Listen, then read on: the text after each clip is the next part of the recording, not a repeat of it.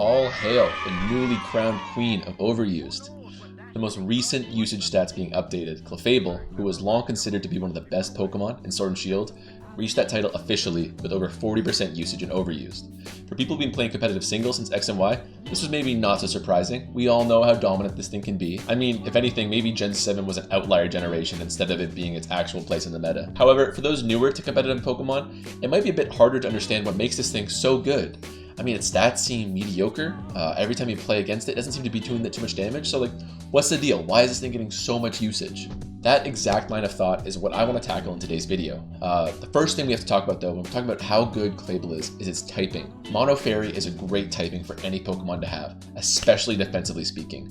Fairy types resist Dark, Fighting, and Bug type moves, and are completely immune to Dragon type moves. 3 of those 4 are extremely common attacking types, which makes Fairy a very valuable check to have on your team. In particular, a defensive Fairy type pairs really well with another Steel type Pokemon, because the Fairy resists the Fighting and Dark type moves that sometimes give Steel types trouble, while Steel protects the Fairies from Poison and other Steel type moves. And the two together completely shut out the ever-threatening Dragon attackers. And when these two typings, Steel and Fairy, join hands into a single Pokemon, even offensively, Fairies are pretty good attacking type, only being resisted by Poison, Fire, and Steel.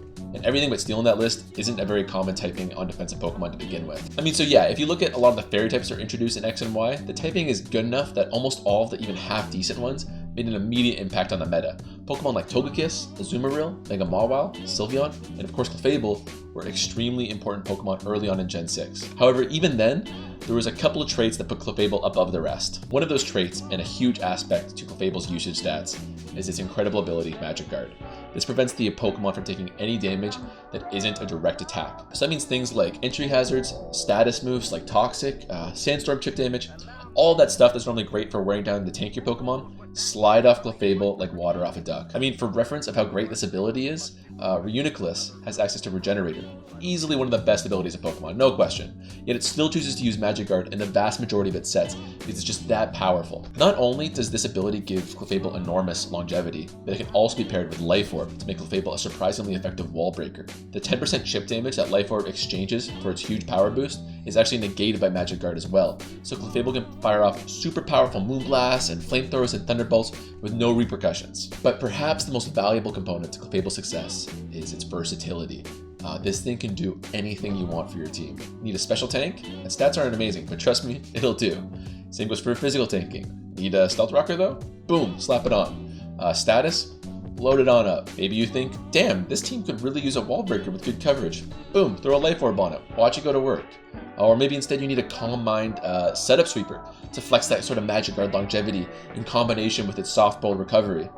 Great, throw that on too. And we're not even done yet. Do you need a bit of a do-it-all cleric? Well, good for you, because Clefable also has Heal Bell, which removes the team's status, in addition to being one of the best Wish passers in the game. And for more info on why that is, check out the benefits of using Wish Teleport in this video that I made earlier. And I mean, finally, for a little bit of a niche usage, Clefable even has access to Unaware, which is another amazing ability that causes all boosting moves to have zero effect on Clefable. This can be a great little surprise ability to catch, maybe a Hydreigon boosting against you, for example. And, the ability is pretty much the primary reason why Quagsire sees any usage in any generation nowadays. So all this is to say, Clefable can do a lot for your team. In fact, most of the time, it's actively filling several big needs on your team.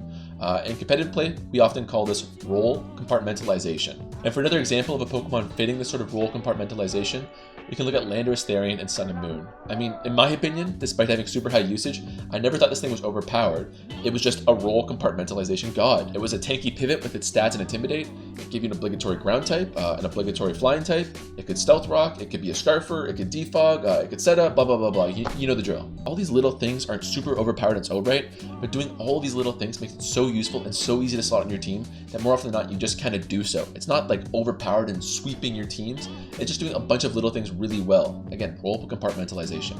So yeah, it might not look like much, but this is truly a Pokemon that can do it all and will probably continue to thrive alongside its new partner Corviknight. It's not exactly an all-encompassing threat like Galarian Darmanitan or an enormous metagame shifter like Dugtrio, but it's just something that's always handy enough lying around and is likely going to be a major contributor to any team you can think of. But that's going to do it for this video. I hope you all enjoyed. If you haven't already, maybe consider subscribing to the channel or leaving a like. Also, I've got a new Discord up and running if you want to ask some questions or hang out with other viewers. Otherwise, take it easy.